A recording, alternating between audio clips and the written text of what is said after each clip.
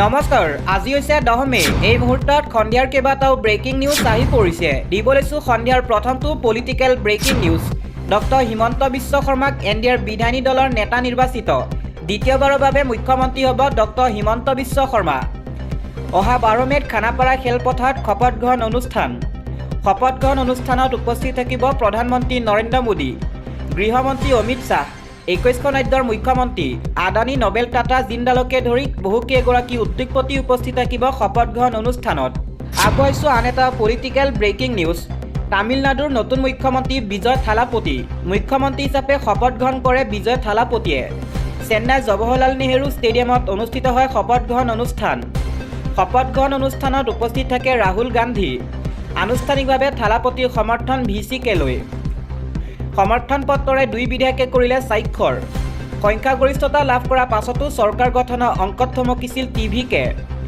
অৱশেষত শক্তিশালী ৰূপত চৰকাৰ গঠন কৰিলে বিজয় থালাপতিয়ে। ইণ্ডিয়ান ইউনিয়ন মুছলিম লীগৰ পূৰ্ণ সমৰ্থন TVK লৈ 118ৰ পৰা 121খন আসন হ'লগৈ থালাপতি TVK দলৰ। সংখ্যাগৰিষ্ঠ আসনৰ সংখ্যা অতিক্ৰম কৰিলে থালাপতিয়ে। চৰকাৰ গঠন কৰিবলৈ প্ৰয়োজন আছিল 118খনকৈ আসন।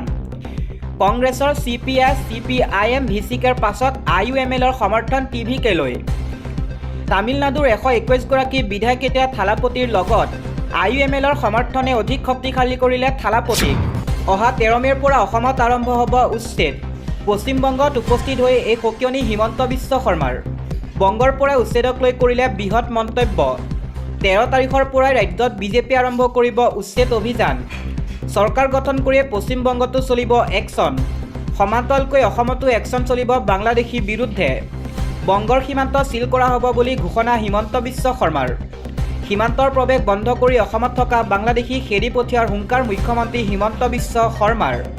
12 তাৰিখে চৰকাৰ গঠন কৰিয়ে একশ্যন আৰম্ভ কৰিব হিমন্ত বিশ্ব শৰ্মাই। বেদখলকাৰীৰ বিৰুদ্ধে চলিব উচ্ছেদ অভিযান। চৰকাৰ গঠন কৰি শান্তি ঘূৰাই অনাৰ সংকল্প হিমন্ত বিশ্ব শৰ্মাৰ। পশ্চিমবংগত উপস্থিত হৈ এই সকিয়নি প্ৰদান কৰে হিমন্ত বিশ্ব শৰ্মাই। আন এটা খবৰ, উচ্ছেদিতৰ ঘৰ মাটি ব্যৱস্থা কৰিব আজমলে। শিক্ষাৰ্থী পঢ়া শুনা ল'লে সম্পূৰ্ণ দায়িত্ব। উচ্ছেদিত পৰিয়ালৰ ল'ৰা ছোৱালী পঢ়া শুনা দায়িত্ব ল'ব বদৰুদ্দিন আজমলে। সমগ্ৰ অসমতে উচ্ছেদ বন্ধৰ দাবী বদৰুদ্দিন আজমলৰ। ব্যক্তিগতভাৱে সকলো পৰিয়ালৰ শিক্ষাৰ্থী সম্পূৰ্ণ দায়িত্ব ল'লে। উচ্ছেদৰ বিৰুদ্ধে আদালতৰ কাষ চাপিব আজমল। অসমত এইবাৰ উচ্ছেদ হ'লে জীয়াই থকা মুস্কিল কৰিব। ফু মাৰি সকলোকে শেষ কৰা হুংকাৰ আজমলৰ। চৰকাৰ গঠনৰ পূৰ্বে উচ্ছেদৰ চৰম বিৰোধিতা কৰে বদৰুদ্দিন আজমলে। দিব লৈছোঁ আন এটা খবৰ। অহা 15 মে'ৰ পূৰ্বে বৃদ্ধি পাব পেট্ৰল ডিজেলৰ মূল্য। দেশত হুৰাহুৰে বৃদ্ধি পাব পাৰে পেট্ৰল ডিজেলৰ মূল্য। 15 মে'ৰ পূৰ্বে বৃদ্ধি পাব পাৰে পেট্ৰল ডিজেলৰ মূল্য। ভাৰতত প্ৰতি মাহত বৃহৎ ক্ষতিৰ সন্মুখীন হৈছে ইন্ধন কোম্পানী। ইৰাণ আমেৰিকা যুদ্ধৰ মাজতে বৃদ্ধি পাইছে খাৰুৱা তেলৰ দাম। হৰমুজ প্ৰণালীত নিষেধাজ্ঞা জাৰি কৰাৰ পাছতে খাৰুৱা তেলৰ দাম বৃদ্ধি পাব। পূৰ্বে প্ৰতি বেৰেল খাৰুৱা তেলৰ দাম আছিল $70। যুদ্ধৰ প্ৰভাৱ পৰি একেকোবে প্ৰতি বেৰেলৰ দাম বৃদ্ধি পালে $126লৈ। বিশ্বৰ ভিন্ন ৰাষ্ট্ৰত দাম বৃদ্ধিৰ পাছতো ভাৰতত হোৱা নাছিল মূল্য বৃদ্ধি। প্ৰতিদিনে প্ৰায় 1000 কোটিৰ ক্ষতিৰ সন্মুখীন পেট্ৰল ডিজেলৰ কোম্পানী। এই কাৰণত এসপ্তাহৰ ভিতৰতে বৃদ্ধি পাব পাৰে পেট্ৰল ডিজেলৰ মূল্য। সূত্ৰ অনুসৰি 15 মে' পূৰ্বে সলনি হ'ব পাৰে পেট্ৰল ডিজেলৰ মূল্য। ইন্ধন কোম্পানীয়ে প্ৰতিমাহে 30,000 কোটিৰ ক্ষতিৰ সন্মুখীন তথ্য প্ৰকাশ কৰে। দিব লৈছোঁ এটা পলিটিকেল ব্ৰেকিং নিউজ। বংগত আৰম্ভ হ'ল বিজেপিৰ যুগ। মমতাক ওফৰাই পশ্চিমবংগৰ মুখ্যমন্ত্ৰী হ'ল শুভেন্দু অধিকাৰী। বংগৰ প্ৰথমজন বিজেপি মুখ্যমন্ত্ৰী হ'ল শুভেন্দু অধিকাৰী। 207খন আসন লাভ কৰি বিজেপিয়ে গঠন কৰিলে চৰকাৰ। পশ্চিমবংগৰ নৱম মুখ্যমন্ত্ৰী হিচাপে শপত ল'লে শুভেন্দু অধিকাৰীয়ে। বংগত আৰম্ভ হ'ল বিজেপি যুগৰ। অৱসান ঘটিল মমতা যুগৰ। শুভেন্দুৰ সৈতে 5 মন্ত্ৰীয়ে ল'লে শপত। 5 মন্ত্ৰীৰ ভিতৰত আছে দিলীপ ঘোষ, অগ্নিমিত্ৰ পল, অশোক কীৰ্তনীয়া, নিশীথ প্ৰামাণিক, সদুৰাম টুডুৱে ল'লে মন্ত্ৰীৰূপে শপত। কেইবাখনো ৰাজ্যৰ মুখ্যমন্ত্ৰীৰ লগতে উপস্থিত থাকে প্ৰধানমন্ত্ৰী, গৃহমন্ত্ৰীও। আগবাঢ়িছোঁ আন এটা খবৰ। ভোটাৰ তালিকাৰ পৰা নাম কৰ্তন আৰু নিৰ্বাচনী প্ৰক্ৰিয়াক লৈ দেশজুৰি গভীৰ আস্থাৰ সংকট। প্ৰশ্ন উত্থাপন পৰকলা প্ৰভাকৰৰ। ভোটদান প্ৰক্ৰিয়াত হোৱা অনিয়মে ভাৰতীয় গণতন্ত্ৰৰ ওপৰত কিদৰে প্ৰভাৱ পেলাইছে সেই সন্দৰ্ভত এক গভীৰ উদ্বেগৰ সৃষ্টি হৈছে। দেশৰ এগৰাকী অৰ্থনীতিবিদ পৰকলা প্ৰভাকৰে এই সম্পৰ্কে ডেকান হেৰাল্ড এক আলোচনা আগবঢ়াইছে। শেহতীয়াকৈ পশ্চিমবংগত অনুষ্ঠিত হোৱা ভোটাৰ তালিকাৰ বিশেষ সংশোধন প্ৰক্ৰিয়াৰ সময়ত ন্যায়াধীশ জয়মল্য বাগচিয়ে কৰা মন্তব্যই এই বিষয়টোক অধিক গুৰুত্ব প্ৰদান কৰিছে। দেশৰ নিৰ্বাচনী ব্যৱস্থাৰ পৰা যদি যোগ্য ব্যক্তিক আঁতৰাই দিয়া হয় তেন্তে ই কেৱল সেই ব্যক্তিজনৰ বাবেই নহয় বৰঞ্চ সমগ্ৰ সমাজৰ বাবে এক চিন্তনীয় বিষয় হৈ পৰে। এই ঘটনাই সাধাৰণ জনতাৰ মনত নিৰ্বাচন আয়োগ আৰু গণতান্ত্ৰিক প্ৰক্ৰিয়াৰ ওপৰত থকা বিশ্বাস হ্ৰাস কৰিব পাৰে বুলি পৰকলা প্ৰভাকৰে এক বিশ্লেষণ আগবঢ়াইছে। প্ৰভাকৰৰ মতে এই সম্পৰ্কত বিৰোধী দলসমূহৰ ভূমিকাৰ ওপৰতো বিভিন্ন মহলত প্ৰশ্ন উত্থাপন হৈছে। বিৰোধী দলসমূহে যদি সঁচাকৈ বৃহৎ পৰিসৰত ভোটাৰ তালিকাৰ পৰা নাম কৰ্তন হোৱা বুলি ভাবিছে তেন্তে তেওঁলোকে কিয় সেই একে নিৰ্বাচনী ব্যৱস্থাৰ অংশ হৈ তাক লৈও এক তৰ্কৰ সৃষ্টি হৈছে। কেৱল চৰকাৰক সমালোচনা কৰা নহয় বৰঞ্চ গণতন্ত্ৰ ৰক্ষাৰ বাবে তেওঁলোকৰ আন্তৰিকতাৰ ওপৰত একাংশই সন্দেহ প্ৰকাশ কৰিছে। তেওঁলোকৰ দাবীবোৰ যদি সত্য হয় তেন্তে ইয়াৰ বিৰুদ্ধে অধিক সবল পদক্ষেপৰ প্ৰয়োজন আছে বুলি অনুভৱ কৰিছে পৰকলা প্ৰভাকৰে। আনহাতে পশ্চিমবংগৰ মুখ্যমন্ত্ৰী মমতা বেনাৰ্জীৰ স্থিতিৰ ওপৰতো চকু ৰখা হৈছে। যদি এগৰাকী জনপ্ৰতিনিধিয়ে নিৰ্বাচনী ফলাফল বা জনমত গ্ৰহণ কৰিবলৈ অস্বীকাৰ কৰে তেন্তে ই অসাংবিধানিক সংকটৰ ফালে আঙুলিয়াই দিয়ে। ইয়াৰ অৰ্থ হ'ল নতুনকৈ গঠন হ'বলগীয়া বিধানসভাক অস্বীকাৰ কৰা, যিটো গণতান্ত্ৰিক ব্যৱস্থাৰ বাবে অশুভ লক্ষণ।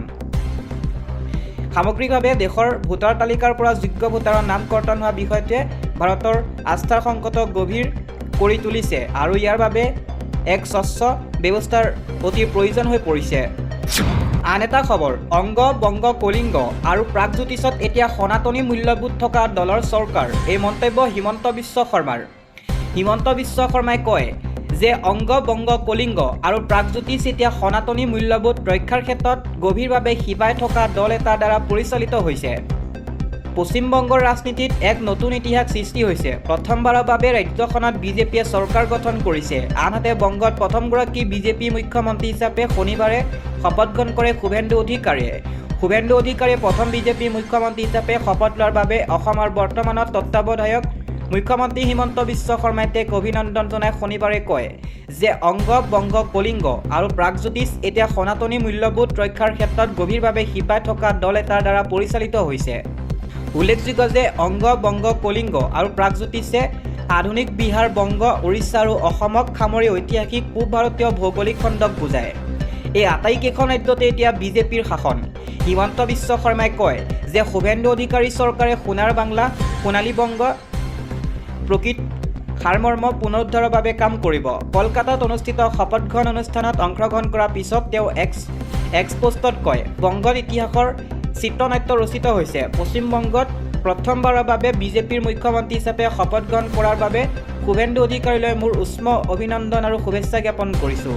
উল্লেখযোগ্য যে পশ্চিমবংগতো দলটোৰ হৈ প্ৰচাৰ চলোৱা অসম বিজেপিৰ নেতাগৰাকী মন্ত্ৰী হিচাপে শপত গ্ৰহণ কৰা দিলীপ ঘোষ, অগ্নিমিত্ৰ পাল, অশোক কীৰ্তিনিয়া, সুধিৰাম টুডু আৰু নিশীথ প্ৰমাণিকক ইতিহাস সৃষ্টিৰ অবিচ্ছেদ্য অংগ হোৱাৰ বাবে প্ৰশংসা কৰে। হিমন্ত বিশ্ব শৰ্মাই কয়, মই নিশ্চিত যে প্ৰধানমন্ত্ৰী নৰেন্দ্ৰ মোদীৰ নেতৃত্বত আপোনালোকৰ প্ৰশাসনে প্ৰথম দিনাৰ পৰাই আমাৰ সীমান্ত সুৰক্ষিত কৰিবলৈ, ৰাজ্যৰ চৌকী পৰিচয় ৰক্ষা কৰিবলৈ আৰু বংগলৈ উন্নয়ন আৰু বিনিয়োগ ঘূৰাই আনি সোণাৰ বাংলা প্ৰকৃত সাৰমৰ্ম পুনৰ লাভ কৰিব। তেওঁ লগতে কয়, বিগত বহু বছৰ ধৰি আমি কৰ্মীসকলৰ অদম্য ত্যাগৰ সাক্ষী হৈছোঁ, কাহানী শুনিছোঁ আৰু জানিব পাৰিছোঁ। আজি সঁচাকৈয়ে তেওঁলোকৰ প্ৰত্যেকৰে প্ৰতি এক উপযুক্ত শ্ৰদ্ধাঞ্জলি। হিমন্ত বিশ্ব শৰ্মাই কয় যে নতুন চৰকাৰখনে দায়িত্ব লোৱাটোৱে আমাৰ সভ্যতামূলক যাত্ৰাৰ এক নতুন অধ্যায়ৰ সূচনা কৰে, কাৰণ অংগ বংগ কলিংগ আৰু প্ৰাগজ্যোতিষ এতিয়া সনাতনী মূল্যবোধৰ ৰক্ষাৰ ক্ষেত্ৰত গভীৰভাৱে শিপাই থকা প্ৰশাসনৰ দ্বাৰা পৰিচালিত হৈছে। এই পবিত্ৰ ভূমিসমূহে আমাৰ নাৰী শক্তি, আধ্যাত্মিক উত্তৰাধিকাৰী, মহিলা সবলীকৰণ কঢ়িয়াই লৈ ফুৰে। এই পূৰ্ব ভাৰততে পূব ভাৰত মা কামাখ্যা, মা ত্ৰিপুৰা সুন্দৰী, মা তাৰাতাৰিণী, মা কালী আৰু মা জানকীয়ে বাস কৰে। মাৰ দেৱী মাতৃৰ আশীৰ্বাদেৰে আমাৰ অঞ্চলৰ বাবে এক নতুন অধ্যায়ৰ আৰম্ভণি হওক। বন্দে মাতৰম চেলুটেৰে তেওঁ এই কথা উল্লেখ কৰি পোষ্টটোক সামৰণি কৰে। উল্লেখযোগ্য যে হিমন্ত বিশ্ব শৰ্মাৰ নেতৃত্বত NDA এইবাৰ অসমত একেৰাহে তৃতীয়টো বিশাল জয় লাভ কৰে।